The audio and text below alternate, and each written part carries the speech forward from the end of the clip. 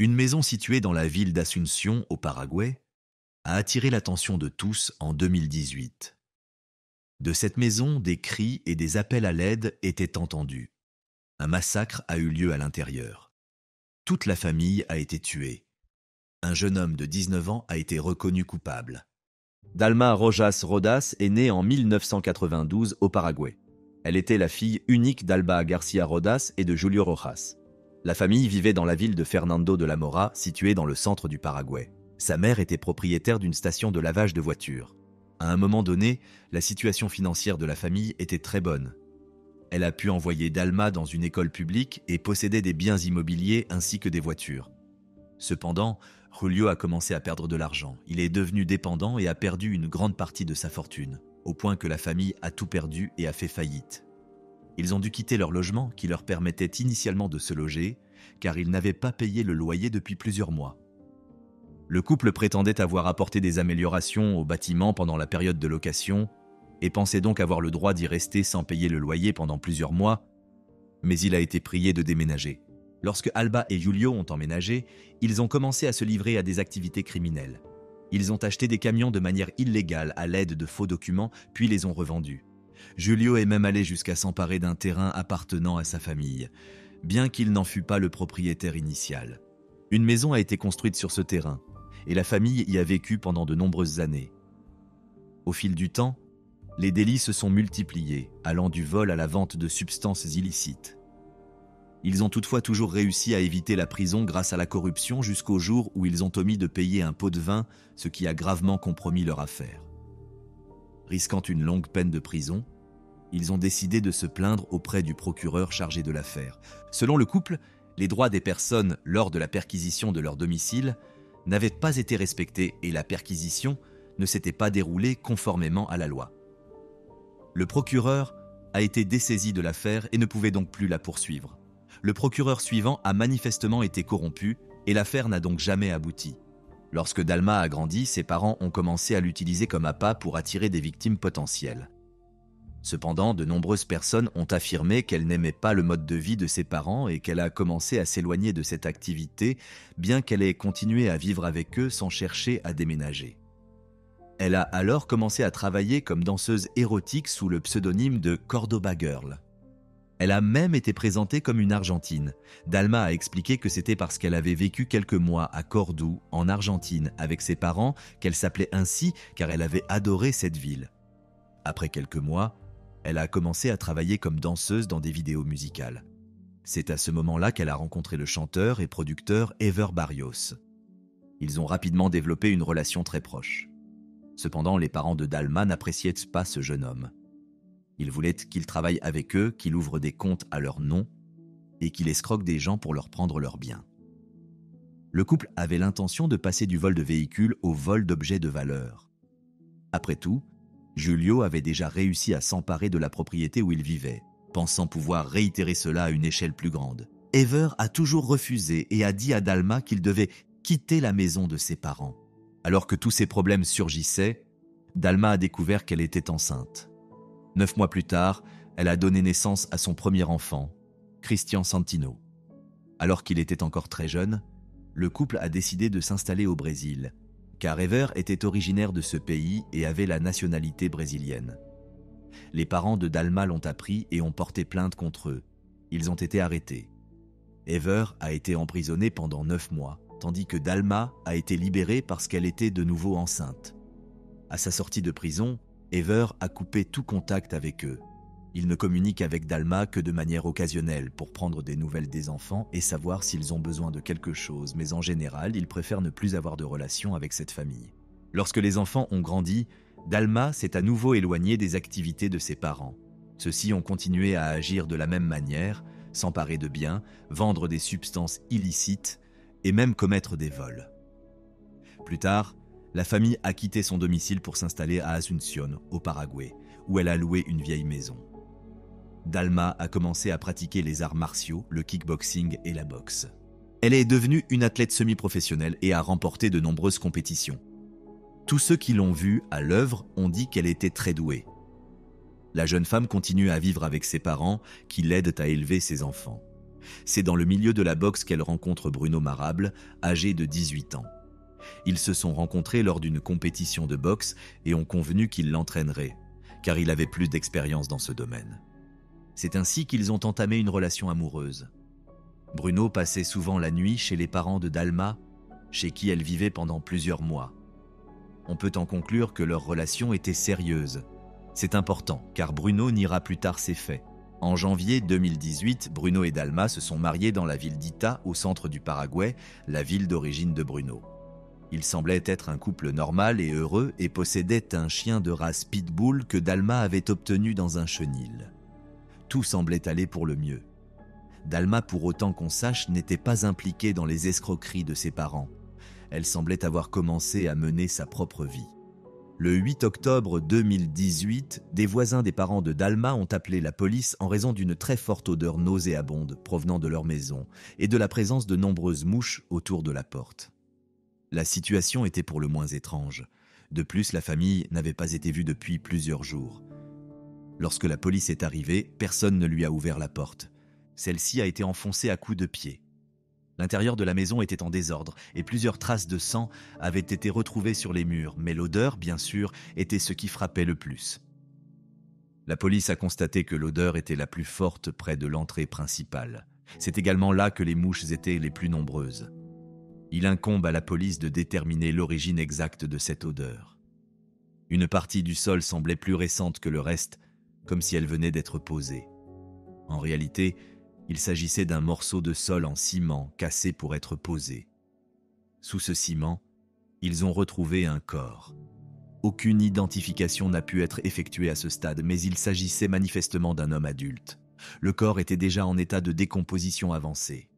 La maison a été fouillée pendant plusieurs heures, car même après l'enlèvement du cadavre, une odeur nauséabonde persistait. Un autre fragment de sol plus récent a été retrouvé dans l'une des toilettes, désormais inutilisée. Il était cassé et, sous lui, on a découvert 4 autres corps, 2 femmes et 2 enfants. Les corps avaient été arrosés de chaux, ce qui avait accéléré leur décomposition. Des vêtements et du papier étaient également disposés sur les cadavres. Lorsqu'on a demandé aux voisins qui vivaient dans la maison, ils ont commencé à décrire Dalma. C'est elle qui a été la première identifiée, en raison de la couleur de ses cheveux. À l'époque, elle avait les cheveux bleus. Après les tests d'identification, les 5 personnes décédées ont été identifiées. Il s'agissait de Dalma, de ses parents, Alba et Julio, ainsi que de ses jeunes enfants, Christian Santino et Solopio. La seule personne qui vivait dans la maison et qui ne figurait pas parmi les morts était Bruno Marable. C'est à ce moment-là que la police a commencé à le rechercher comme principal suspect. Pendant que la police le recherchait, les experts médico-légaux poursuivaient leurs analyses. Aucune date de décès n'avait pu être déterminée pour l'instant. Comme mentionné précédemment, les derniers corps retrouvés étaient recouverts de chaux, ce qui a rendu leur travail très difficile.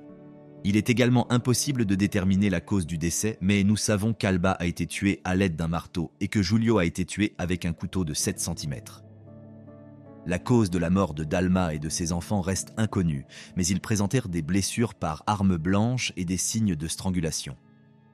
Il s'agit d'un crime particulièrement brutal. Il devait y avoir quelqu'un qui connaissait ces personnes et qui avait un mobile pour agir de la sorte. Ce n'était pas l'action d'un cambrioleur surpris par la famille et qui aurait commencé à fuir. Il s'agissait de quelque chose de beaucoup plus personnel.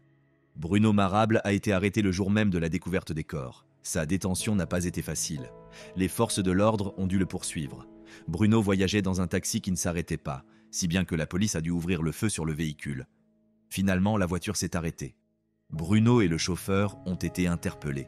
Alba Armoa, 18 ans, qui affirme entretenir une relation avec Bruno, a également été arrêté, ainsi que le frère et la sœur d'Alba, ainsi que Marcelo Souza, 23 ans. Tous travaillaient avec Bruno dans un restaurant rapide. D'après ce que l'on sait, Bruno et Alba ont entamé une relation alors qu'il était déjà marié à Dalma. Alba a affirmé qu'il ne lui avait jamais parlé de son épouse. Il a également déclaré que la maison où il vivait lui appartenait et qu'il y vivait seul. Tous ont été interrogés après l'incident. Selon les rapports de police, Bruno a immédiatement reconnu être l'auteur du meurtre de toute la famille. Cette déclaration n'a pas été enregistrée par les caméras, mais une interview de Bruno a été réalisée le jour de son arrestation dans l'ascenseur.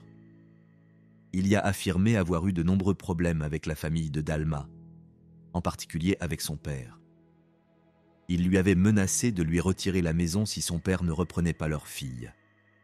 Il voulait qu'il travaille pour eux, qu'il ouvre des comptes à leur nom et qu'il contracte des emprunts pour qu'ils puissent continuer à se livrer à des activités illégales et être plus difficiles à détecter. Bruno a déclaré qu'il avait voulu quitter cette maison à plusieurs reprises, mais que Dalma l'avait menacé et qu'il n'était donc pas parti de peur qu'il ne tue son père. Il a même proposé de leur donner sa moto pour qu'ils le laissent partir, mais ils ont refusé. Le lendemain, Bruno, déjà plus calme, a fait une nouvelle déposition dans laquelle il nie toute implication. Il affirme que la police l'a torturé pour lui faire admettre sa culpabilité, mais qu'il n'est pour rien dans cette affaire.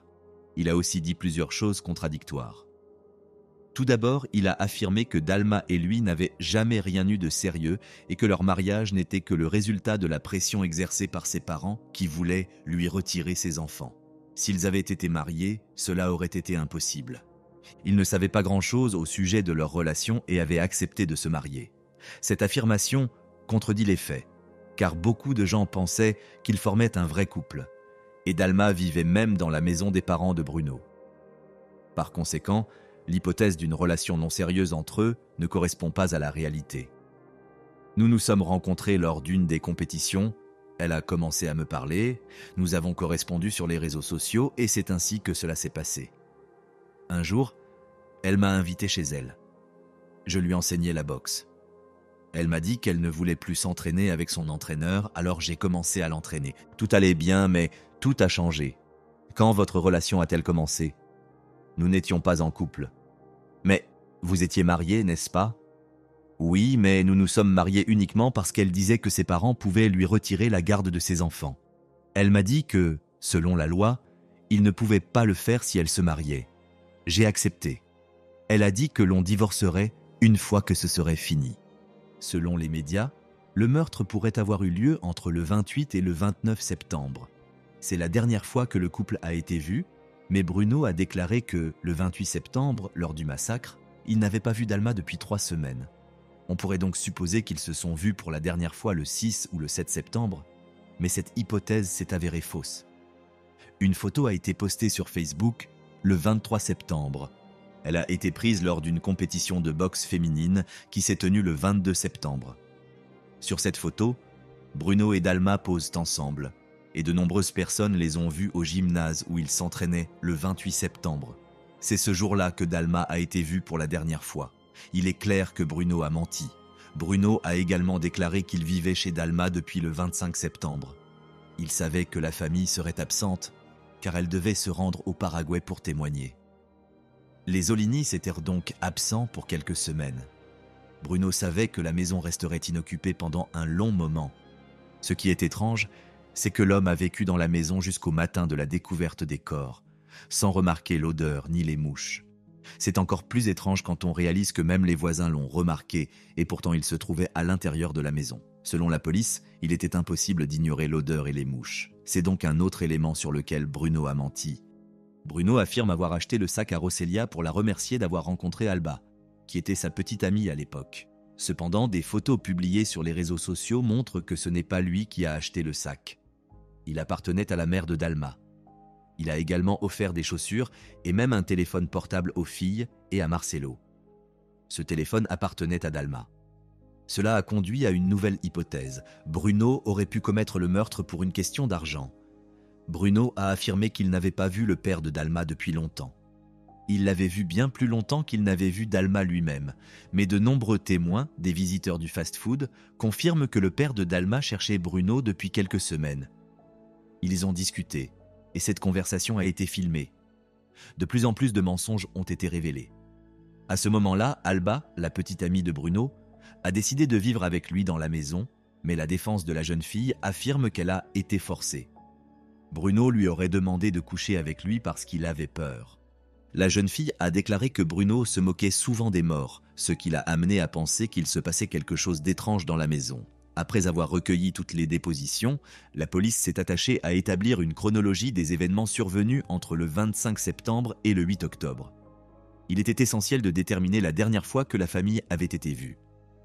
Comme nous l'avons déjà mentionné, les corps n'ont pas été très utiles. car il n'a pas été possible de déterminer la date du décès. En revanche, de nombreuses déclarations utiles ont été faites et des enregistrements des caméras ont été obtenus. Le témoignage des 2 jeunes filles détenues, Rossella et Alba, a été pris en compte. Elles ont raconté ce qui s'était passé durant les jours où elles se trouvaient dans la maison. La dernière fois que les enfants de Dalma ont été vus à l'école, c'était le 28 septembre. C'est également la dernière fois que l'on a eu des nouvelles de Dalma. Elle s'est rendue à la salle de boxe avec Bruno. Un autre entraîneur les a aperçus et a parlé aux 2 hommes. Selon lui, Dalma devait venir s'entraîner seule le lendemain. Il lui a envoyé des SMS et lui a téléphoné mais n'a pas obtenu de réponse. Le 29 septembre, elle n'était plus joignable. Penchons-nous sur le 28 septembre. Ce jour-là, Bruno travaille de nuit au restaurant. Il devait terminer à minuit, mais n'a terminé qu'à 2 heures du matin. Il a déclaré qu'il était à une fête ce soir-là et qu'il n'était pas retourné chez Dalma, mais la géolocalisation du téléphone de sa petite amie a montré qu'il s'y était bien rendu ce soir-là.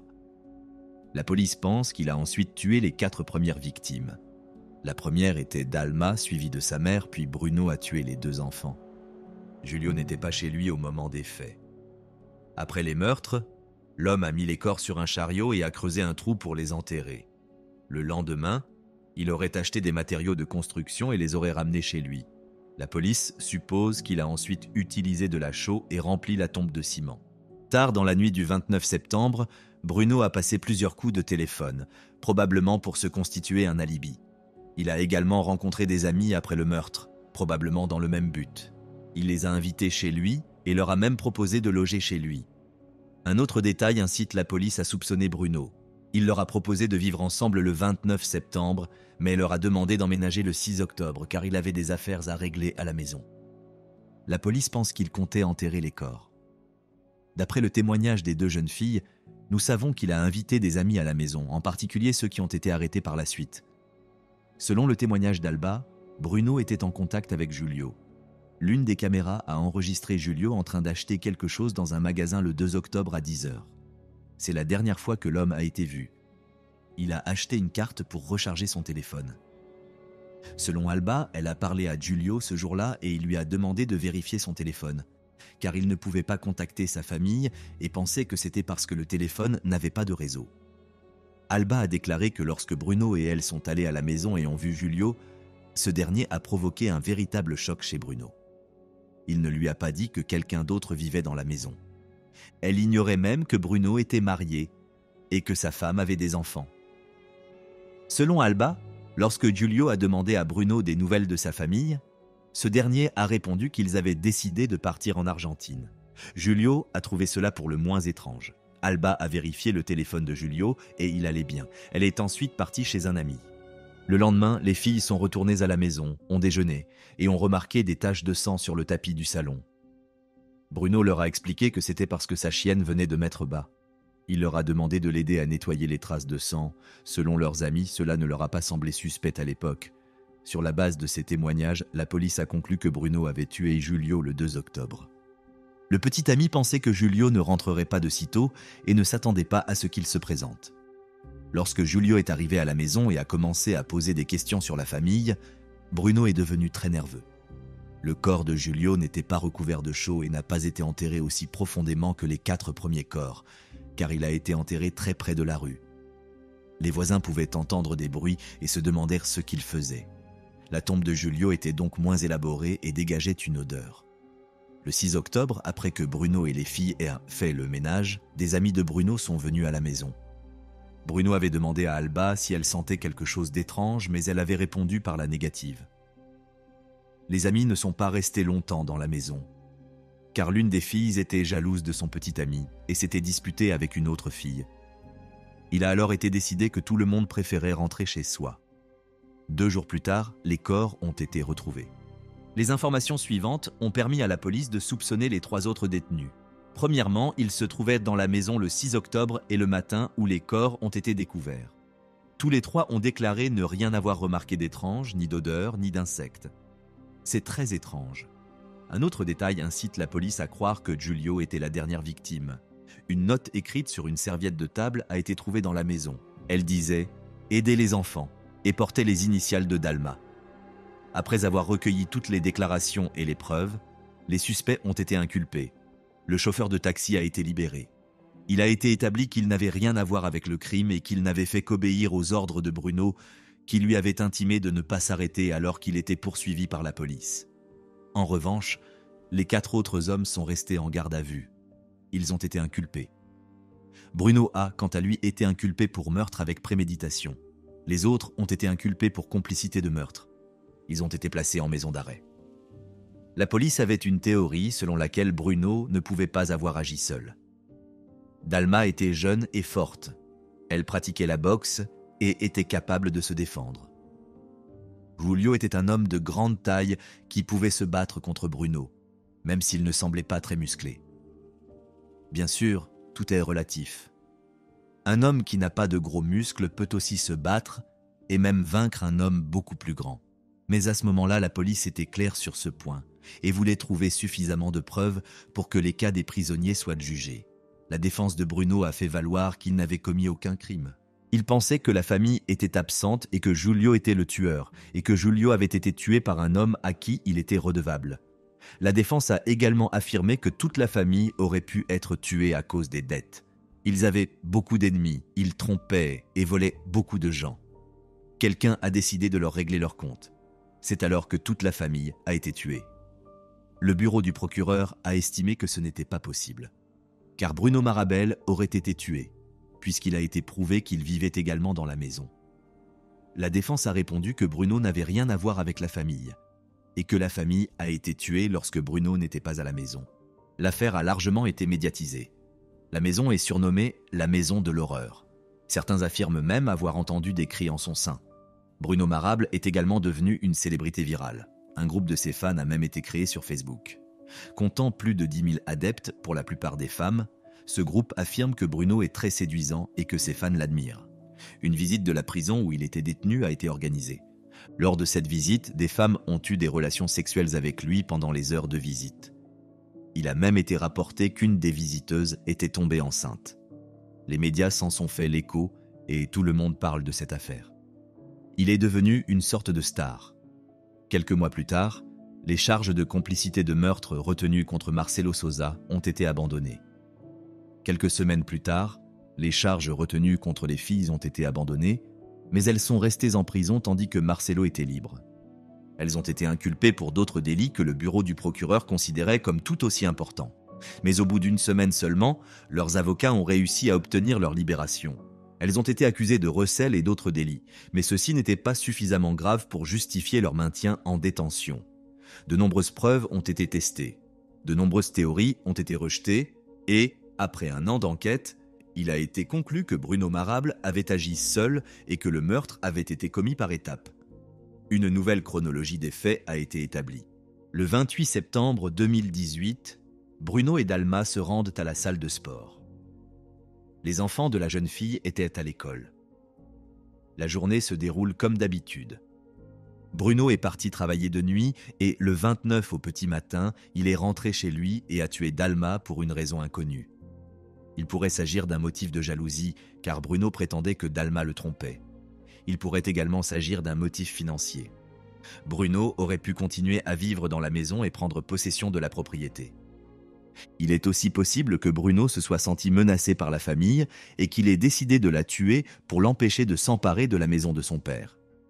Quoi qu'il en soit, il a tenté de l'étrangler et l'a également attaqué avec une arme blanche.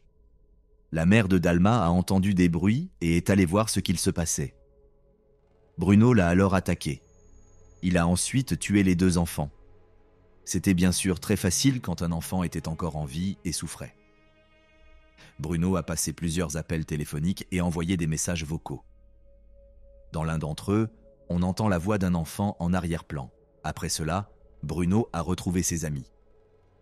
Le lendemain matin, il a enterré les corps et a repris le cours normal de sa vie. Julio n'était pas rentré depuis longtemps, ce qui a incité Bruno à penser qu'il ne reviendrait pas avant un moment. Mais à sa grande surprise, le 2 octobre, Julio est arrivé à la maison alors que Bruno était avec Alba.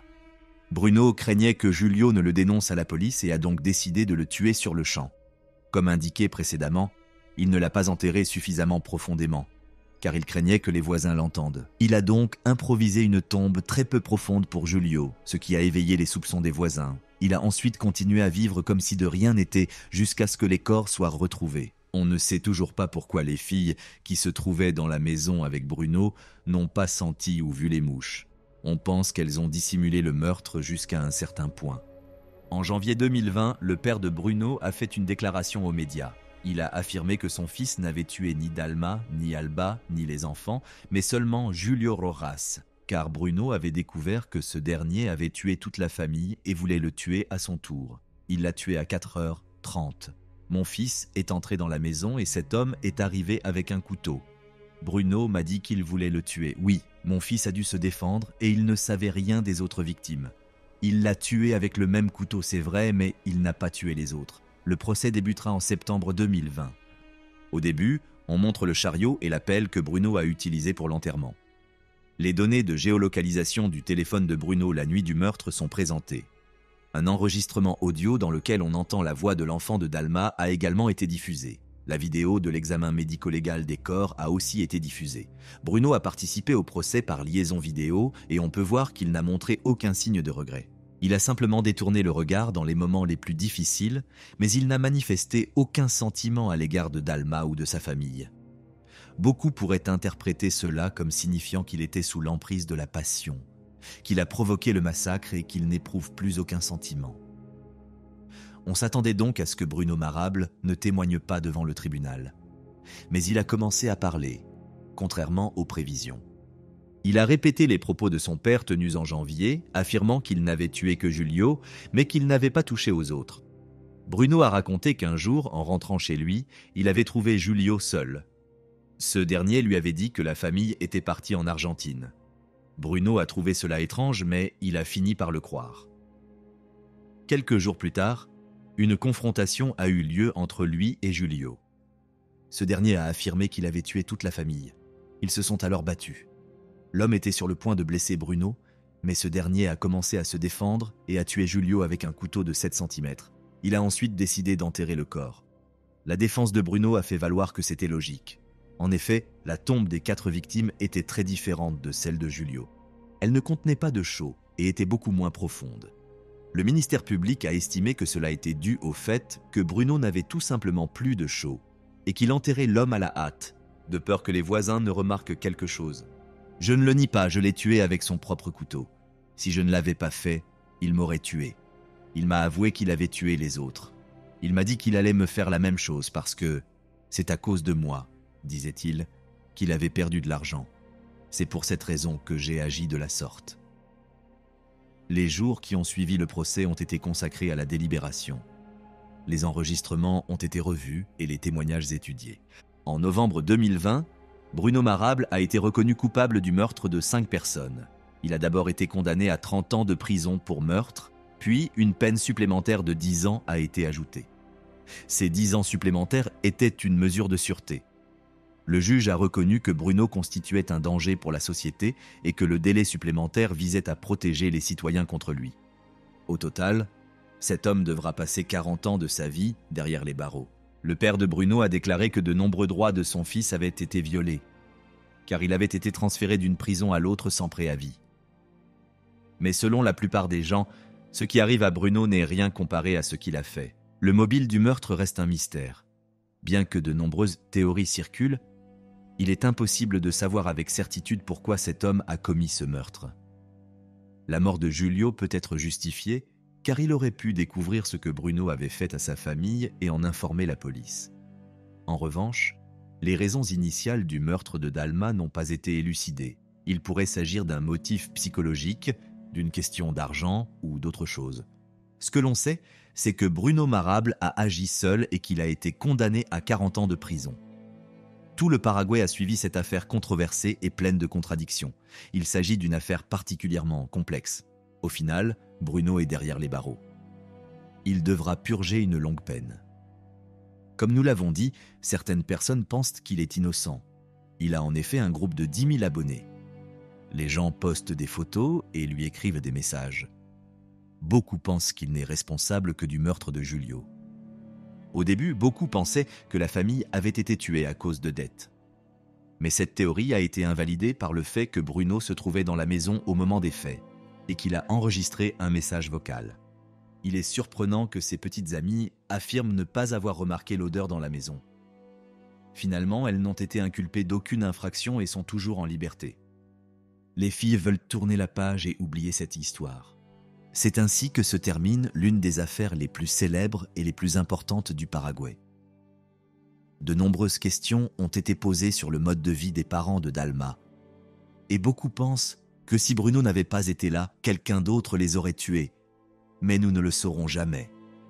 Et nous ne pouvons pas en discuter, car rien ne justifie le meurtre, n'est-ce pas ?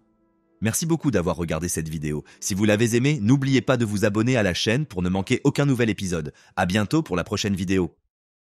Tout s'est passé le 10 décembre 2021. Ce jour-là, Cruz Maguad, un enseignant de 48 ans, se trouvait à l'école élémentaire Boyan, où travaillait également sa femme, Lovella Maguad, directrice de l'établissement. Il participait aux travaux de rénovation du bâtiment. Vers 15 heures, son téléphone a sonné. C'était leur voisin. En passant devant leur maison, celui-ci avait remarqué quelque chose d'inhabituel, laissant penser à une tentative d'effraction. Bien qu'il ne soit pas entré dans la maison, il avait jugé important de prévenir Cruz sans attendre. Ce dernier a immédiatement appelé sa femme, qui était absente, pour lui demander de rentrer chez eux. Il a ensuite interrompu son activité et s'est précipité à leur domicile.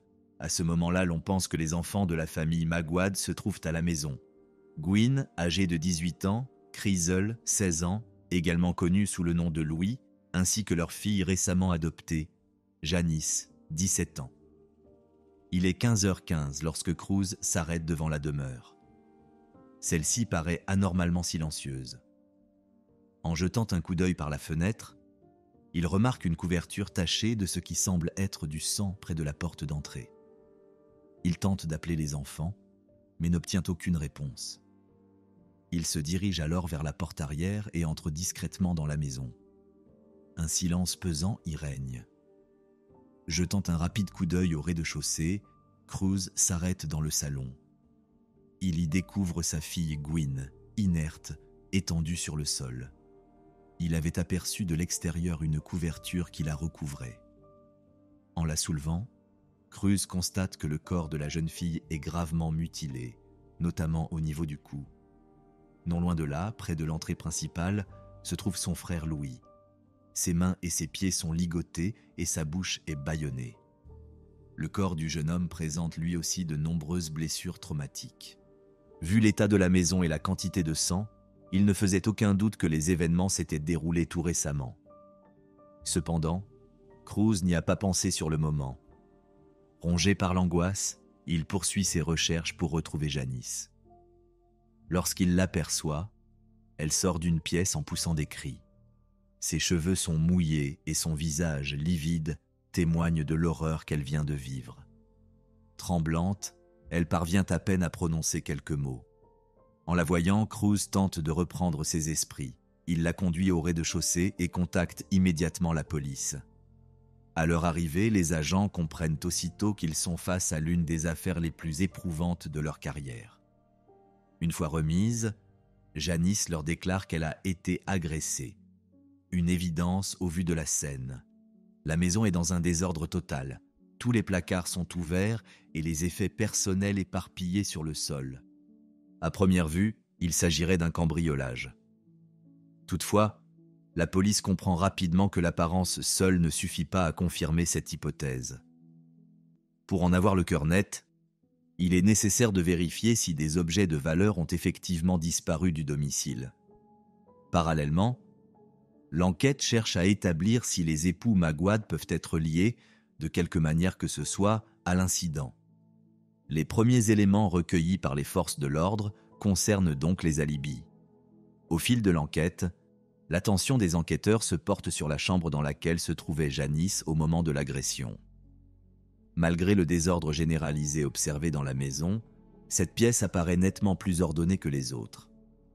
Bien que cela ne constitue pas une preuve en soi, ce n'est pas non plus ce à quoi l'on s'attend dans un cambriolage classique. Par la suite, une inspection plus approfondie de la maison ainsi que de ses abords a permis de faire d'importantes découvertes, tant à l'intérieur qu'à l'extérieur. Une chemise maculée de ce qui semble être du sang a notamment été retrouvée près de la porte d'entrée. L'on a supposé qu'elle aurait pu appartenir à l'agresseur qui s'en serait débarrassé en tentant de prendre la fuite. Un autre élément de preuve a été découvert à plusieurs centaines de mètres du domicile. Un sac en plastique contenant divers objets tachés de sang. Il gisait dans un fossé. Tous ces indices laissent penser que quelqu'un a délibérément tenté d'effacer les traces de son passage. D'heure en heure, l'atmosphère dans la maison devenait de plus en plus oppressante. Un nouvel examen des pièces a permis de retrouver un couteau aux manches endommagées, une machette, une batte de baseball et un marteau. La nature des blessures infligées, ainsi que la présence de ces objets, témoignent de l'extrême violence de l'agression. Par la suite, une inspection plus approfondie de la maison ainsi que de ses abords a permis de faire d'importantes découvertes, tant à l'intérieur qu'à l'extérieur. Une chemise maculée de ce qui semble être du sang a notamment été retrouvée près de la porte d'entrée. L'on a supposé qu'elle aurait pu appartenir à l'agresseur, qui s'en serait débarrassé en tentant de prendre la fuite. Un autre élément de preuve a été découvert à plusieurs centaines de mètres du domicile. Un sac en plastique contenant divers objets tachés de sang. Il gisait dans un fossé. Tous ces indices laissent penser que quelqu'un a délibérément tenté d'effacer les traces de son passage. D'heure en heure, l'atmosphère dans la maison devenait de plus en plus oppressante. Un nouvel examen des pièces a permis de retrouver un couteau aux manches endommagées, une machette, une batte de baseball et un marteau.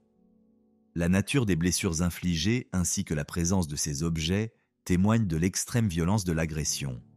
Cependant, la situation s'est compliquée du fait que tous les objets retrouvés appartenaient à Cruz lui-même, ce qu'il avait d'ailleurs déclaré honnêtement à la police. Par ailleurs, alors que les agents établissaient l'inventaire des éléments de preuve, une autre anomalie a attiré leur attention. Il semblerait qu'une machine à laver ait été en marche pendant l'incident.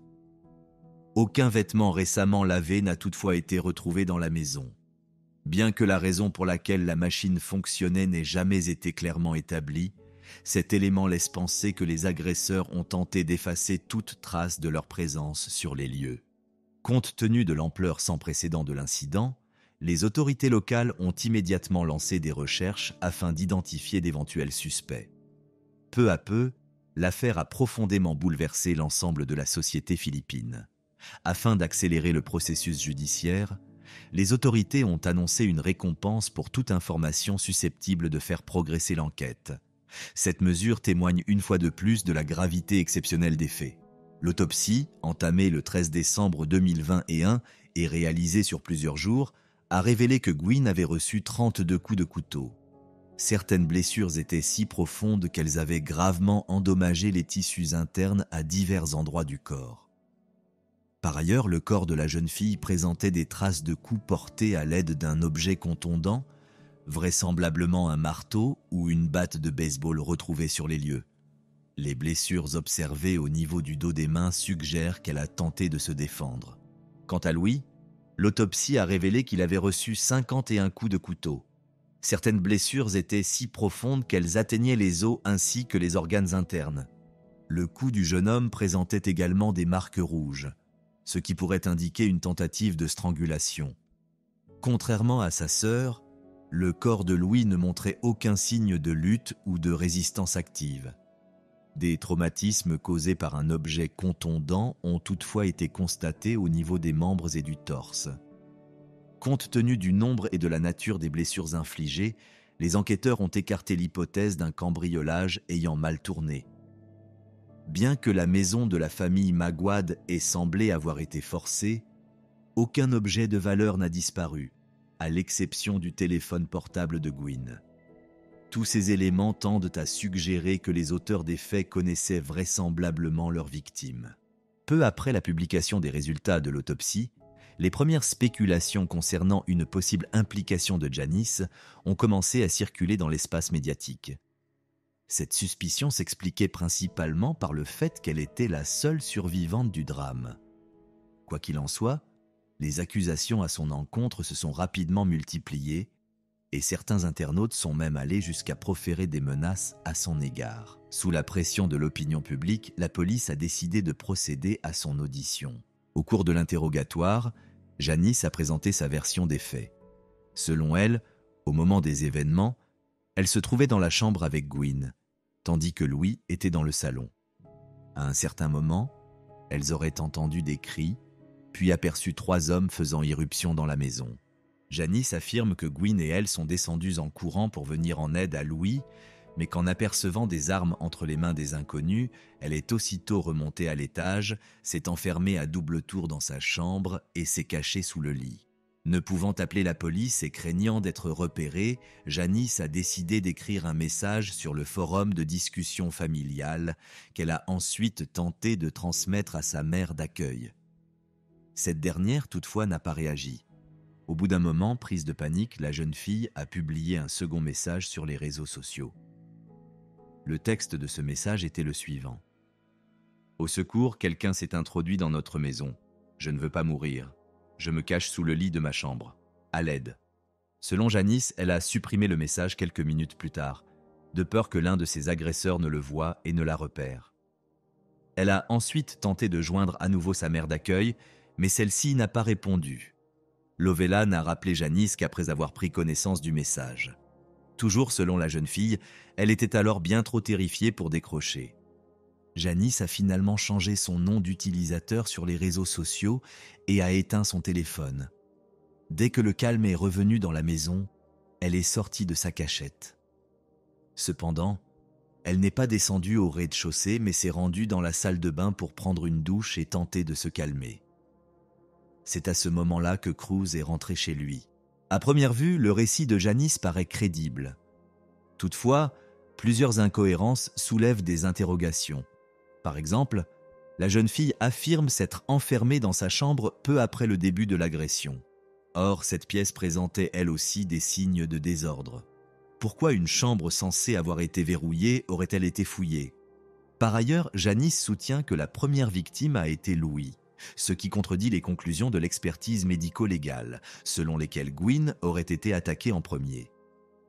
Cette contradiction entre son témoignage et les éléments matériels a conduit la police à approfondir l'enquête la concernant. Les soupçons s'intensifiant, la police a également décidé de vérifier le témoignage du père adoptif de Janice, Cruz. Au cours de l'entretien, il est apparu clairement que la version des faits rapportée par Janice avait évolué. Elle avait d'abord affirmé avoir éteint son téléphone peu après l'agression. Or, Cruz s'est souvenu l'avoir appelé sans obtenir de réponse, alors que l'appareil semblait encore actif. Par ailleurs, Cruz a fourni des précisions sur les objets utilisés comme armes lors de l'attaque, ce qui a éveillé de nouveaux soupçons. On a ainsi appris que la batte de baseball appartenait initialement à Louis. Il l'a gardée dans sa chambre, près de son lit.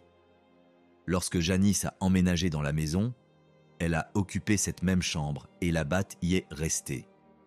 Quant au marteau, également utilisé pendant l'agression, il appartenait à Cruz, qui le rangeait habituellement derrière la machine à laver. Selon lui, seules 3 personnes connaissaient cet emplacement, lui-même, Gwyn et Janice. Au fil du temps, le témoignage de Janice a suscité un nombre croissant d'interrogations. Cela s'explique en partie par une conversation entre la police et l'un des livreurs. Selon ses déclarations, il serait arrivé au domicile des Magua d'environ 20 minutes avant que le voisin de Cruz ne passe son appel. Après avoir envoyé un message pour signaler sa présence, le livreur n'a reçu aucune réponse.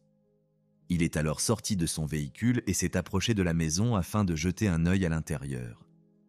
Quelques instants plus tard, il aurait aperçu une jeune fille qui l'a regardé avant de s'éloigner. Bien que le livreur n'ait pas été en mesure d'identifier formellement cette personne, cet élément a conduit les enquêteurs à s'interroger. Janice se trouvait-elle réellement dans sa chambre au moment de l'agression? Un autre élément déterminant concerne l'état de la porte d'entrée. Celle-ci était verrouillée de l'intérieur et ne présentait aucune trace d'effraction. Cela laisse supposer que les auteurs connaissaient bien les occupants de la maison. L'absence d'effraction a permis de réduire le cercle des suspects potentiels à 3 personnes. Cruz, qui se trouvait ailleurs au moment des faits, son épouse Lovella, alors en déplacement professionnel, et Janice, dont la présence dans la maison était confirmée. Cependant, L'enquête a été compliquée par le fait que Janice était mineure. Aux Philippines, l'arrestation d'un adolescent en l'absence de preuves matérielles constitue un véritable défi juridique. La police a donc pris le temps nécessaire avant de procéder à son interpellation et de la placer sous la garde du ministère de la Protection sociale. Un peu plus tard, le 15 décembre 2021, il a été révélé que les empreintes digitales de Janice avaient été retrouvées sur l'ensemble des objets utilisés lors de l'agression. Bien que cette découverte constitue un élément de preuve important, elle ne suffit pas à établir une implication directe de la jeune fille. En effet, Janice avait vécu dans la maison, et ses empreintes pouvaient très bien s'y trouver à la suite d'une utilisation quotidienne et non suspecte de ces objets.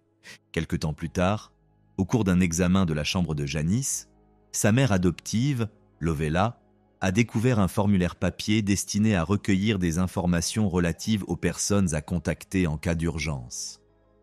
Le document appartenait à Esmeraldo Canelo Jr., 17 ans, également connu sous le nom d'Aldo.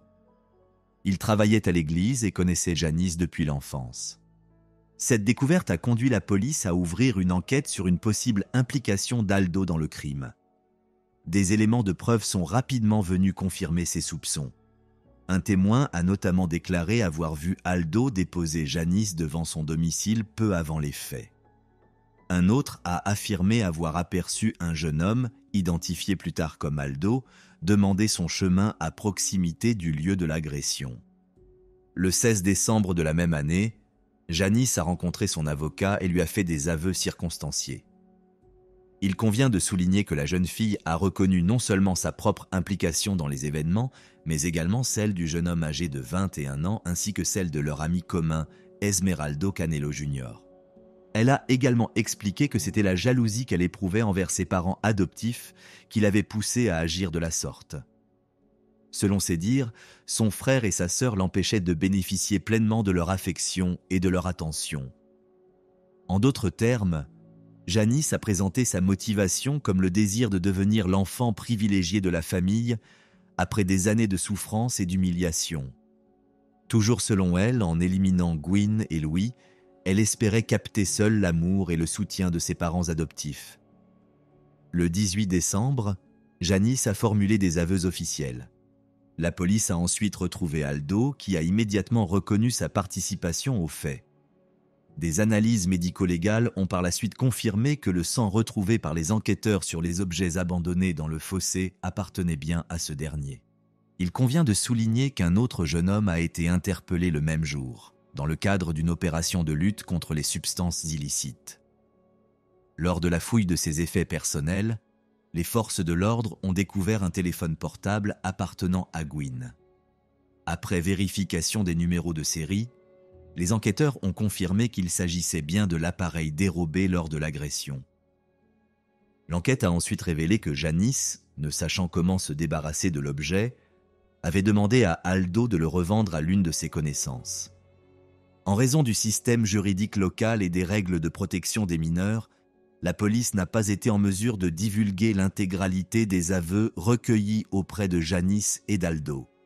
C'est pourquoi la chronologie exacte des faits ayant conduit à la tragédie, ainsi que de nombreux autres éléments de contexte, demeurent à ce jour imprécis. Quant à l'identité du troisième participant présumé, le jeune homme de 21 ans mentionné par Janice, la police n'a pas réussi à l'identifier. Selon les enquêteurs, il s'agirait d'un individu fictif, invoqué dans le but d'atténuer partiellement la responsabilité des deux auteurs présumés. Environ une semaine après les faits, Lovella a accordé sa première interview aux médias. Elle s'est tout d'abord déclarée profondément choquée par l'implication de Janice dans l'affaire. Dans le même temps, Madame Lovella a évoqué certains signes précurseurs qui, avec le recul, auraient peut-être dû éveiller ses soupçons. Elle a expliqué avoir rencontré Janice pour la première fois en 2020 alors que cette dernière travaillait comme femme de ménage chez l'une de ses amies proches. Lovella et Gwyn rendaient fréquemment visite à cette femme, et une amitié s'est rapidement nouée entre les deux jeunes filles. Avec le temps, Janice a commencé à solliciter l'aide de Gwyn pour ses études, et cette dernière, réputée pour sa gentillesse, a immédiatement accepté de l'accompagner. Janice lui a alors confié les difficultés de son enfance. une vie marquée par la pauvreté, le décès de ses parents, puis son placement dans un orphelinat. Elle lui a également révélé qu'elle perdrait l'aide du gouvernement à sa majorité. Touchée par cette situation, Gwyn en a parlé à ses parents et leur a suggéré d'adopter Janice. Bien que le couple ait d'abord manifesté une certaine hésitation, Gwyn a finalement réussi à les convaincre. Selon la famille Magwad, l'accueil de Janice au mois de juillet 2021 s'est déroulé sans difficulté. Dans un premier temps, elle semblait bien s'adapter à son nouvel environnement et paraissait à l'aise au sein du foyer. Cependant, avec le temps, certains incidents préoccupants ont commencé à se produire. Ainsi, en août de la même année, les parents de Madame Lovella ont dû être hospitalisés. Cruz s'est alors souvenu avoir mis de l'argent de côté pour faire face à une éventuelle urgence. Lorsqu'il a voulu récupérer cette somme, il a constaté qu'elle avait disparu. Informé de la situation, Janice a d'abord évoqué la possibilité d'un vol commis par un inconnu. Toutefois, dès le lendemain, Cruz a retrouvé une importante somme d'argent dissimulée dans son propre sac à dos. Après une longue discussion, la jeune fille a finalement reconnu avoir pris l'argent. Malgré cet épisode, les Magwad ont choisi de lui pardonner, en tenant compte de son passé difficile. Avec le temps, son comportement s'est progressivement détérioré. La jeune fille, autrefois appliquée et volontaire, a commencé à se désintéresser de ses responsabilités domestiques. Lorsqu'on le lui rappelait, elle présentait ses excuses mais s'investissait rarement. Ce changement d'attitude inquiétait ses parents d'accueil, sans toutefois qu'ils y voient un signe véritablement alarmant. Le jour du drame, Janice a, pour la première fois, utilisé les mots « papa » et « maman » pour désigner Cruz et Lovella, une initiative inhabituelle. Ce détail pourrait révéler un état émotionnel particulier juste avant le passage à l'acte. L'enquête a également établi que Janice avait menti sur ses origines. Les récits qu'elle avait livrés au sujet de son enfance dans un orphelinat se sont avérés faux. Les parents biologiques de Janice étaient non seulement toujours en vie, mais ils avaient également passé de nombreuses années à tenter de la retrouver. Lorsque l'affaire a été largement relayée par les médias et commentée sur les réseaux sociaux, de nombreux internautes ont entrepris des recherches sur le passé de la jeune fille dans l'espoir de retrouver sa famille. Grâce à ces efforts, une ancienne alerte pour disparition d'enfants a été retrouvée, dévoilant un pan méconnu de son histoire. Cette annonce signalait qu'une fillette âgée de 7 ou 8 ans avait été découverte à bord d'un bateau le 22 septembre 2013 dans la province de Cotabato, au centre de l'île de Mindanao, aux Philippines. L'enfant disait s'appeler Janice et affirmait ne se souvenir ni de son identité, ni des circonstances dans lesquelles elle s'était retrouvée sur le bateau. Pensant qu'elle avait été perdue ou abandonnée par ses parents, les autorités locales, avec l'aide de citoyens préoccupés, avaient alors diffusé un avis de recherche. Il a été révélé par la suite que Janice était née en 2005 et qu'elle était le 3e enfant de sa fratrie. Ses premières années ont été marquées par des bouleversements familiaux et, à un certain moment, l'addiction de son père aux jeux d'argent a provoqué l'éclatement du foyer. Après le remariage de sa mère et la naissance d'un nouvel enfant, Janice a été placée dans un orphelinat. En 2020, alors qu'elle n'avait pas encore été adoptée, la jeune fille était néanmoins parvenue à retrouver sa mère biologique ainsi que plusieurs autres membres de sa famille. Toutefois, ces retrouvailles ont été de courte durée. Sa mère a néanmoins assisté aux funérailles de Gwyn et de Louis. À cette occasion, Cruz et Lovella lui ont demandé de se rendre au département des services sociaux afin de rendre visite à Janice et de tenter de la convaincre d'avouer son implication dans les faits. Bien qu'elle ait accepté cette requête, Janice a refusé de la recevoir. Entre-temps, de nouveaux éléments sont venus renforcer la thèse d'un crime prémédité. Il s'agit de captures d'écran de conversation entre Janice et un jeune homme dont l'identité reste inconnue. Dans ces échanges, Janice admettait avoir envisagé dès le début de se débarrasser de ses frères et sœurs adoptifs. Elle pensait que cet acte lui permettrait enfin d'accéder à l'amour et à la liberté auxquelles elle aspirait. Elle demandait également si quelqu'un pourrait l'accepter si elle allait jusqu'au bout de son projet, ajoutant qu'elle croyait que Dieu lui pardonnerait. Après la diffusion de ces messages sur Internet, certains internautes ont suggéré que Janice aurait pu être influencée par le film Orphan, également connu sous le titre Child of Darkness. Ce long métrage met en scène une famille qui adopte une fillette après avoir perdu un enfant, laquelle développe peu à peu un comportement inquiétant et violent. Même après l'ouverture du procès, Janice n'a manifesté aucun signe de remords. Au contraire, elle a été vue à plusieurs reprises en train de sourire et de rire, malgré la gravité des faits. Dans l'une de leurs interviews, Cruz et Lovella ont déclaré qu'ils auraient été prêts à lui pardonner si elle avait exprimé ne serait-ce qu'un début de repentir. Son attitude détachée a rendu la procédure judiciaire d'autant plus douloureuse pour la famille. Quoi qu'il en soit, la justice a fini par être rendue. En mai 2022, Janice et Esmeraldo Canelo Jr. ont été reconnus coupables. Ils ont été condamnés respectivement à 31 ans et 29 ans de réclusion. Les deux condamnés purgent actuellement leur peine sous la supervision du département des services sociaux et non dans un établissement pénitentiaire ordinaire. Les parents de Gwyn et de Louis ont accueilli le jugement avec des sentiments partagés. Bien qu'ils reconnaissent que le tribunal a prononcé la peine maximale prévue par la législation en vigueur, le couple considère que les dispositions actuelles demeurent trop clémentes au regard de la gravité des faits. Ce qui les a le plus bouleversés, c'est l'absence totale de remords manifestés par Janice. Par la suite, Cruz et Lovella ont commencé à plaider ouvertement en faveur d'une réforme de la loi encadrant la responsabilité pénale des mineurs. Selon la législation en vigueur à l'époque, l'âge minimum de la responsabilité pénale aux Philippines était fixé à 15 ans. Les jeunes âgés de 15 à 18 ans pouvaient être poursuivis, mais étaient placés dans des établissements de rééducation spécialisés et non dans des prisons pour adultes. Cette loi visait à protéger les mineurs, leur permettant d'échapper à des peines lourdes, même en cas d'actes d'une extrême gravité. Pour le couple Maguad, ces textes devraient être révisés afin de garantir que les mineurs auteurs de crimes graves soient pleinement tenus responsables de leurs actes.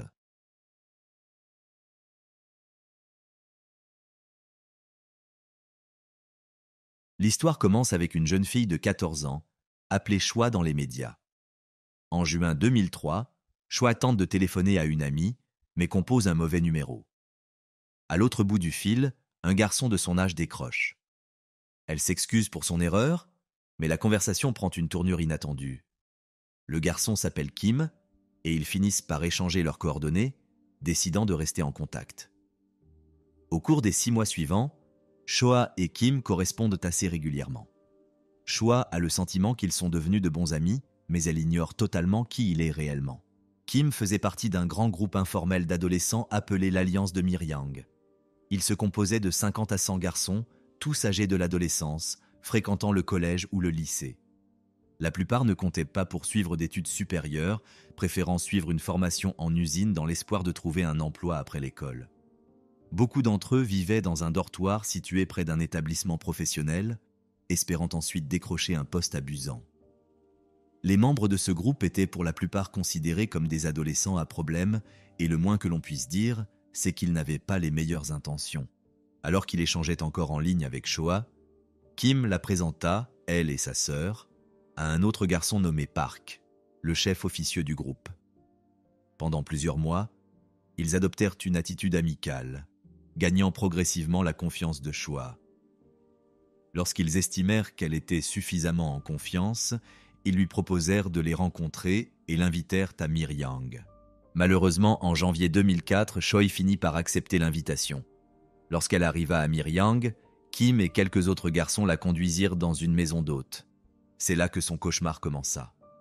Park, accompagné d'un grand nombre d'adolescents, se mit à la frapper avec un objet contondant, avant d'utiliser ce même objet pour abuser d'elle. Par la suite, Choi fut soumise à de multiples violences de la part du groupe. Les agresseurs la menacèrent de diffuser les images de l'agression sur Internet si elle osait en parler à qui que ce soit, afin que tout le monde voie ce qu'elle avait subi. Ils répétèrent ces menaces à plusieurs reprises, la maintenant dans la peur et le silence. Mais cela n'était que le début. Une fois qu'ils eurent suffisamment de moyens de pression sur elle, ils s'en servirent pour exercer un contrôle total, la réduisant progressivement à l'état de victime soumise. Au cours des 11 mois suivants, Choi fut rappelée à Miryang à une dizaine de reprises. Chaque fois, elle fut victime de violences collectives, impliquant entre 3 et 24 agresseurs. Au total, elle subit les abus d'au moins 44 garçons différents, dont plusieurs revinrent à de multiples reprises. Avec le temps, leurs exigences devinrent de plus en plus atroces. Ils commencèrent à lui extorquer de l'argent, l'obligeant sans cesse à leur verser des sommes toujours plus importantes. Mais même cela ne leur suffisait pas. Ils exigeaient désormais que Choi leur amène d'autres filles. Sachant par leurs échanges que Choi avait une cousine de 16 ans, ils la menacèrent de publier une vidéo compromettante si elle ne l'amenait pas. Choi s'exécuta, et sa cousine fut soumise aux mêmes sévices insoutenables. Mais cela ne mit pas fin à leurs exigences. Lors d'une autre convocation, ils exigèrent qu'elle amène sa sœur âgée de 13 ans. Cette fois, il n'y eut pas de violence physique, mais la jeune fille fut humiliée et maltraitée à l'aide d'objets intimes. La plupart de ces agressions furent filmées, dans le but de salir encore davantage les victimes et de renforcer leur emprise. Les agresseurs étaient persuadés que ces enregistrements les protégeraient de toute conséquence, convaincus que les victimes, paralysées par la honte, n'oseraient jamais parler. Cependant, au fil du temps, Choi trouva la force de résister. Elle refusa de répondre à leur nouvelle convocation. En réaction, les garçons commencèrent à la menacer de téléphoner à son école pour tout révéler, espérant ainsi raviver la peur et reprendre le contrôle. Finalement, la cousine de Choi ne put plus supporter ce qu'elle vivait et décida d'en parler à sa mère. Celle-ci se rendit immédiatement à la police pour signaler les faits. Peu après, Choi et une autre jeune fille furent convoquées pour être entendues. Elles demandèrent à être interrogées par une femme officier, mais cette requête leur fut refusée. À la place, elles durent faire face à un enquêteur masculin, qui remit en question leurs témoignages dès les premières minutes. L'inquiétude principale des autorités ne semblait pas être le crime lui-même, mais plutôt la réputation de la ville. L'officier leur déclara « Vous avez essayé de les séduire ? Vous allez ruiner la réputation de Miryang. Ces garçons qui étaient censés représenter l'avenir de la ville sont désormais arrêtés à cause de vous. Qu'allez-vous faire ? J'ai peur que ma propre fille devienne comme toi. » Par la suite, plusieurs des garçons suspectés furent convoqués pour une séance d'identification. Cependant, contrairement à la procédure habituelle, où la victime observe les suspects derrière une vitre sans teint, Choi fut contrainte de les identifier en face à face. Choi avait du mal à retenir ses larmes, car les garçons la fixaient intensément durant l'identification. Au cours de l'enquête, la police fit peu d'efforts pour protéger son anonymat. Très rapidement, des journalistes et des internautes découvrirent son identité, qui devint alors le centre de l'attention publique. Dans certains bars karaoké, des officiers de police, visiblement en état d'ivresse, révélèrent ouvertement aux serveuses et aux clients les noms des victimes impliquées dans l'affaire. 3 garçons furent arrêtés peu après, mais la police n'avait initialement pas l'intention d'approfondir l'enquête. Toutefois, lorsque des informations concernant ce crime furent diffusées en ligne en décembre 2004, les internautes exprimèrent une vive colère. Ils exigèrent que tous les auteurs soient identifiés et arrêtés. Sous la pression des victimes, de leurs familles et de l'opinion publique, la police procéda à l'arrestation de 9 autres individus. Au cours de l'enquête, les enquêteurs remarquèrent que de nombreux suspects se retrouvaient régulièrement au même endroit. Une opération de grande ampleur fut alors organisée. Une descente fut menée dans un cybercafé où se trouvaient plusieurs personnes impliquées dans les agressions et toutes furent arrêtées sur place. Au cours des interrogatoires, il apparut que Choi n'était pas la seule victime. 2 autres jeunes filles se présentèrent spontanément pour témoigner, alors même qu'elles n'avaient jamais évoqué leur existence. Le nombre total de victimes connues passa ainsi à 5. Par la suite, la police commença à suspecter qu'il pourrait y en avoir beaucoup d'autres.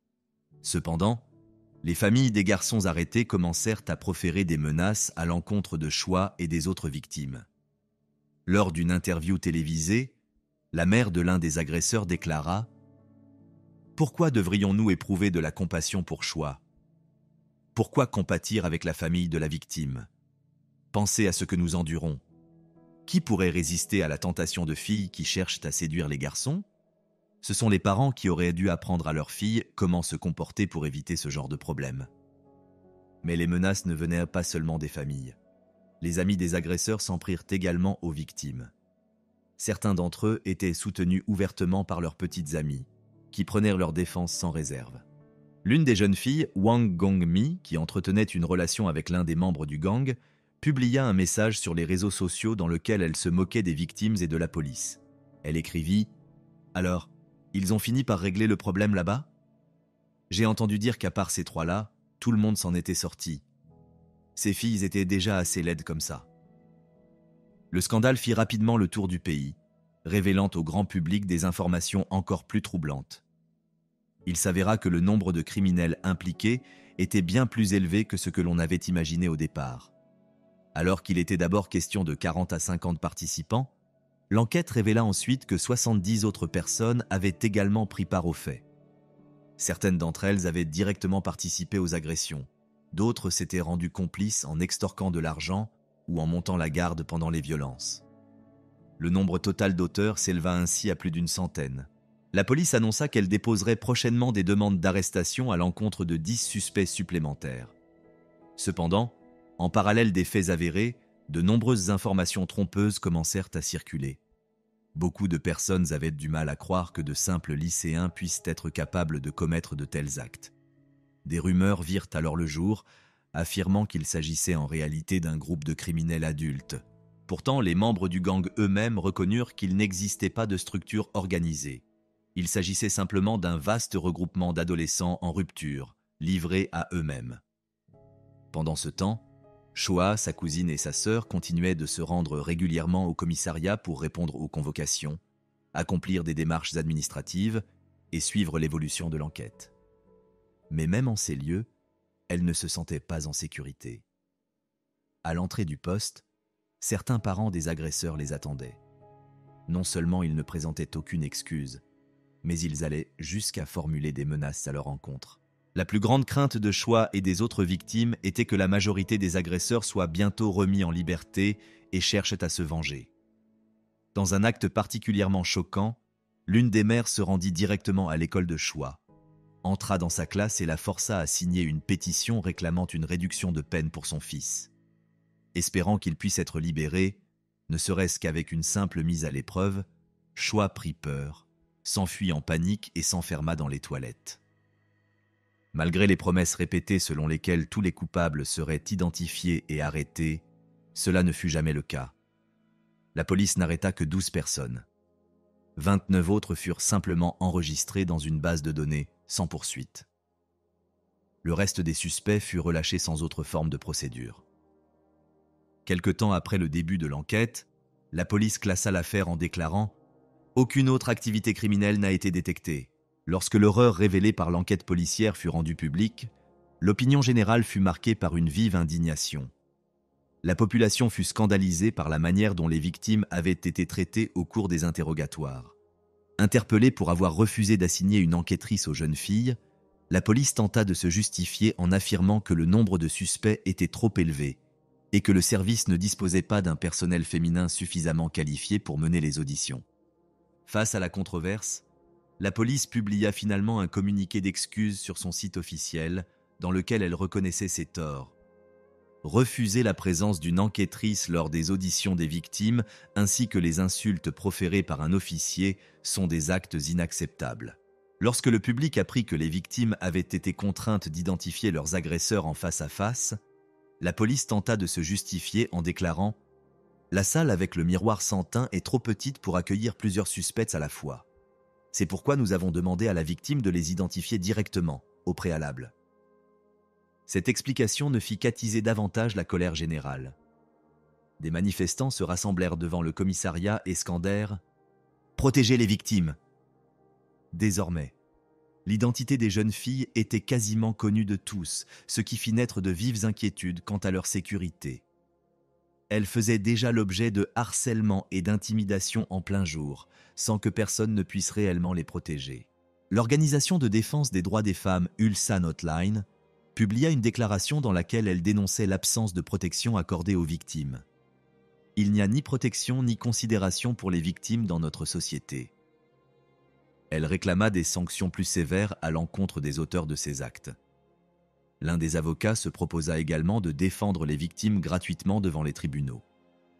Il s'entoura d'une avocate afin d'accompagner les jeunes filles tout au long de la procédure judiciaire. Sous la pression intense de l'opinion publique, la police de Miryang remplaça 9 des 13 enquêteurs chargés de l'affaire, les tenant pour responsables de graves manquements procéduraux et d'un préjudice important porté à la réputation du service. L'officier qui avait accusé les jeunes filles de déshonneur fut soumis à une mesure disciplinaire sérieuse, bien que la nature exacte de cette sanction ne fut jamais rendue publique. Sur les 44 garçons reconnus coupables d'infractions violentes, seuls 10 firent l'objet d'une recommandation de condamnation. 20 autres furent envoyés dans des centres de détention pour mineurs. Cependant, il devint rapidement évident qu'aucun d'entre eux ne serait réellement sanctionné de manière sévère. Selon les lois en vigueur à l'époque, ce type de crime ne pouvait faire l'objet de poursuites que si les victimes elles-mêmes engageaient une action en justice contre leurs agresseurs. Choi ne le fit pas. La principale raison tenait à son père. Alcoolique, il avait conservé l'autorité parentale sur elle pendant 3 ans après son divorce d'avec la mère de Choi, bien qu'il ait déjà exercé des violences à son encontre. C'est lui qui persuada Madame Choi d'accepter un accord à l'amiable proposé par les parents des agresseurs. Dans le cadre de cet accord, la famille de Choi reçut une importante somme d'argent, 45 millions de won, soit environ 32 000 $, en échange de l'abandon des poursuites judiciaires. Pourtant, Choi ne vit jamais la couleur de cet argent. Son père utilisa 15 millions de won pour acheter une maison à Ulsan. Le reste de la somme devint l'objet d'un conflit entre les membres adultes de la famille. Finalement, l'argent fut simplement réparti entre eux puis dépensé à des fins personnelles. Peu après, Choi s'enfuit du domicile familial et retrouva sa mère.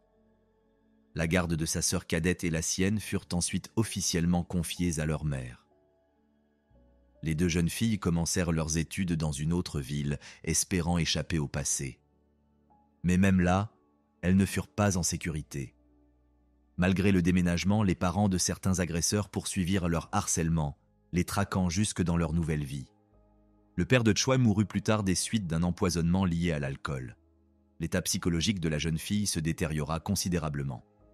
Sa vie fut profondément bouleversée et elle dut être prise en charge par des psychiatres. Elle fut même hospitalisée à plusieurs reprises. Entre-temps, sa mère, désormais seule responsable de ses filles, décida d'intenter un procès contre la police de Miryang, réclamant une indemnisation de 110 millions de wons, soit environ 80 000 $, pour les lourds préjudices psychologiques subis. Le tribunal jugea sa demande pleinement fondée. Dans un premier jugement, la police fut reconnue coupable d'avoir divulgué les données personnelles des victimes et condamnée à verser 50 millions de won, soit environ 36 500 $ à la famille. Cependant, lors de l'appel, la Cour élargit les charges à une négligence manifeste dans la protection des victimes, reconnaissant ainsi une responsabilité plus large des forces de l'ordre. Le tribunal ordonna finalement à l'État de verser 30 millions de won, soit environ 22 000 $, à Madame Choi et à sa sœur, ainsi que 10 millions de won, soit environ 7 000 $, à leur mère. Les juges soulignèrent que le facteur décisif dans leur décision avait été la cruauté des propos tenus par les policiers qui avaient infligé un traumatisme psychologique grave aux jeunes filles. Cependant, aucun des auteurs ne fut réellement puni. Les procureurs abandonnèrent purement et simplement les poursuites contre certains d'entre eux, tandis que d'autres furent renvoyés devant le tribunal pour enfants, qui ne prit aucune mesure. À l'origine, les procureurs avaient requis des peines allant jusqu'à 4 ans d'emprisonnement pour certains accusés. Pourtant, aucune condamnation effective ne fut prononcée. Au fil de l'enquête, nombre de délinquants parvinrent à intégrer l'université ou à décrocher un emploi, et les procureurs refusèrent d'engager toute procédure judiciaire à leur encontre. En fin de compte, aucun d'entre eux ne fut sanctionné. Dans sa nouvelle ville, Choi tenta à plusieurs reprises de mettre fin à ses jours. Elle n'obtint jamais son diplôme d'études secondaires et choisit finalement de disparaître complètement. La suite de sa vie reste entourée de mystères. Elle se retira dans l'ombre, coupa tout contact, y compris avec son propre avocat, et cessa toute communication avec le monde extérieur. Quelques années plus tard, en 2010, l'affaire, largement médiatisée à l'époque, refit surface. Cette fois, l'attention se porta sur Wang Gongmi, la petite amie de l'un des auteurs, qui, en 2004, s'était ouvertement moquée des victimes sur les réseaux sociaux. Il fut révélé qu'elle avait réussi l'examen d'entrée dans la police et avait obtenu un poste au sein de la police provinciale de Gyeongsangnam-do. Lorsque cette information fut rendue publique, elle déclencha une vague d'indignation. La décision de l'engager suscita un tollé général, notamment en raison de ses prises de position passées, dans lesquelles elle avait publiquement soutenu les agresseurs et humilié les victimes. Les internautes commencèrent à laisser massivement des commentaires indignés sur le site officiel du département de la police. Face à cette vague de critiques, Wang Gongmi présenta publiquement ses excuses, affirmant regretter son comportement passé et demandant la compréhension du public, au motif qu'elle était alors jeune et immature. Mais ces excuses ne convainquirent personne. L'indignation redoubla lorsqu'une déclaration rédigée par Wang Gongmi elle-même dans le cadre de sa candidature à un poste dans la police fut rendue publique. Dans ce document, elle écrivait « Je suis une personne honnête et consciencieuse, je me connais bien et je suis capable d'analyser les crimes du point de vue de leurs auteurs. Dans les cas d'abus, je suis en mesure de considérer à la fois le point de vue de la victime et celui de l'agresseur et d'évaluer si la victime était habillée de manière provocante ou si son comportement a pu inciter à l'agression. » La publication de cette déclaration provoqua une nouvelle vague de colère.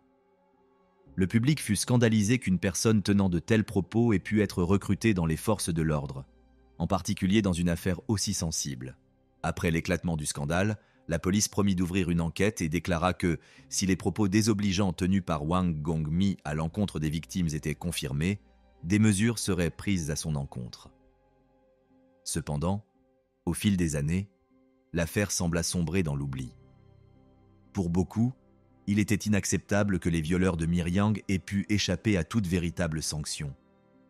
Une chose était certaine, si la justice n'était pas rendue devant les tribunaux, elle devait l'être aux yeux de la société. Un homme décida alors que la vérité ne devait pas rester enfouie. De manière anonyme, il créa une chaîne YouTube intitulée Abyss Vault. Il commença à y publier des vidéos dénonçant les anciens agresseurs de l'affaire de Miryang. Le premier à être exposé fut un homme prénommé Shin. Après les faits, celui-ci avait changé de nom, déménagé dans une autre ville et trouvé un emploi en tant que vendeur de voitures. Après la publication de la vidéo, Shin supprima immédiatement sa page Instagram et disparut de la circulation. Son employeur réagit sans tarder en publiant un communiqué. « Nous prenons cette situation très au sérieux. Cet homme est licencié. » Mais Shin ne fut que le premier d'une longue série. Quelques jours plus tard, Abyss Vault publia une seconde vidéo, cette fois consacrée à Park, le chef informel du groupe. Après les événements, Park avait mené une vie paisible. Il s'était marié, était devenu père et avait ouvert un restaurant avec sa famille. Mais la révélation de son passé déclencha une tempête. Son établissement reçut une avalanche de critiques négatives et sa réputation fut brutalement détruite. Dans la foulée, des experts révélèrent que le bâtiment abritant le restaurant ne respectait pas les normes de construction. L'établissement fut alors contraint de fermer ses portes. Le troisième individu visé par Abyss Vault était un homme dont l'identité exacte reste inconnue. Il fut révélé qu'il avait déjà eu des démêlés avec la justice. Il s'était reconverti en usurier illégal, avait participé à des réseaux de prêts frauduleux et avait même purgé une peine de prison. Peu à peu, il devint clair que de nombreux anciens criminels de l'affaire de Miryang menaient désormais une vie ordinaire, avec une famille, un emploi et des enfants. Ce qui choqua particulièrement l'opinion, c'est que plusieurs d'entre eux étaient devenus pères, de filles. Le public avait l'impression que ces hommes n'éprouvaient aucun remords. Ils s'étaient contentés de faire disparaître l'affaire de leur mémoire et poursuivaient leur existence comme si rien ne s'était produit. Et pendant ce temps, la vie de Choi, elle, restait à jamais détruite. Après l'apparition d'Abyss Vault, d'autres blogueurs se mirent à dénoncer publiquement les agresseurs présumés. Certains le firent avec sérieux et responsabilité. D'autres, hélas, agissaient de manière négligente. Une chaîne, notamment, accusa à tort une femme d'avoir été la petite amie de Shin alors qu'elle n'avait aucun lien avec lui. À la suite de cette fausse accusation, le salon de beauté de la jeune femme fit faillite. Elle poursuivit alors en justice l'auteur de la chaîne pour diffamation. Avec le temps, la police commença à recevoir des plaintes. Certains des anciens agresseurs, tout comme des personnes accusées à tort, dénoncèrent le harcèlement et les atteintes à leur vie privée. Mais ce qui provoqua le plus d'indignation, ce furent les mensonges de certains vidéastes affirmant avoir dénoncé les criminels avec l'accord de Madame Choi et de sa famille. Or, Madame Choi n'a toujours repris contact avec personne. Cette information fut confirmée par le Centre coréen pour les victimes de la violence, l'une des rares organisations avec lesquelles elle avait maintenu un lien. De son côté, Abyss Volt publia un message sur sa chaîne, affirmant qu'il continuerait à exposer la vérité, quelles que soient les polémiques entourant d'autres créateurs de contenu. Interrogé sur cette affaire, Lee Yo-rin, professeur associé en politique et en éthique à l'Université nationale de Chungnam, déclara « Si le système judiciaire avait accompli son devoir il y a 20 ans, ces révélations privées n'auraient peut-être jamais vu le jour. » La situation prit une tournure inattendue lorsqu'un artiste publia une vidéo d'excuses sur YouTube. Il est probable qu'il ait cherché à apaiser la réaction du public avant d'être identifié publiquement. Dans cette vidéo, il déclara « Je tiens à m'excuser auprès de la victime, qui vit dans une souffrance inimaginable depuis 2004. Je suis conscient qu'aucun mot ne pourra effacer ma culpabilité, mais je suis sincèrement désolé. Je n'oublierai jamais ce que j'ai fait et je passerai le reste de ma vie à souffrir de mes actes. » Cet homme nommé Lee fut le premier à présenter des excuses publiques, sous quelque forme que ce soit, pour les faits survenus à Miryang. Il fut rapidement suivi par un second ancien agresseur, Yoon, qui enregistra à son tour une vidéo d'excuses. Tous deux évitèrent de livrer des détails précis, se contentant d'exprimer leurs regrets. Peu après, le Centre coréen pour les victimes de la violence publia la première déclaration de Madame Choi depuis de nombreuses années.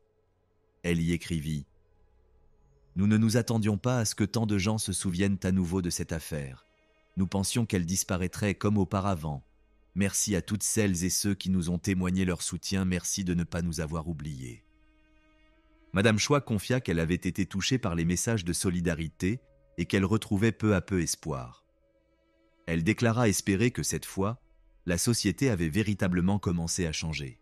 Un événement inattendu survint ensuite. Choi accepta d'être interviewée pour la première fois depuis 20 ans. Elle parla publiquement de son expérience, évoquant l'horreur qu'elle avait traversée, sa naïveté lors de l'enquête policière et les séquelles profondes que ces événements avaient laissées sur sa vie. Elle déclara « J'étais trop jeune pour comprendre ce qui se passait. Je pensais que nos preuves suffiraient à faire punir les criminels. Rien n'a changé depuis 2004. Je ne peux pas vivre sans médicaments. » Madame Choi expliqua que ni elle ni sa sœur n'avaient pu terminer leur scolarité et qu'elle suivait encore aujourd'hui un traitement lourd. Pendant longtemps, elle avait cru que justice serait rendue, mais ce n'est qu'au fil des années qu'elle comprit que rien ne serait fait contre les agresseurs. Aujourd'hui, bien que leur nom soit désormais exposé sur Internet, Choi et sa sœur vivent dans une angoisse constante. Elles craignent à nouveau d'être prises pour cible. Nous vivons toujours en enfer, et c'est terrifiant. En réfléchissant à sa vie, Choi conclut « Je ne me souviens même pas de ce dont j'ai rêvé. La seule chose que je souhaite, c'est que ma mère et ma sœur, qui ont tant souffert à cause de moi, soient enfin libérées de ce cauchemar. »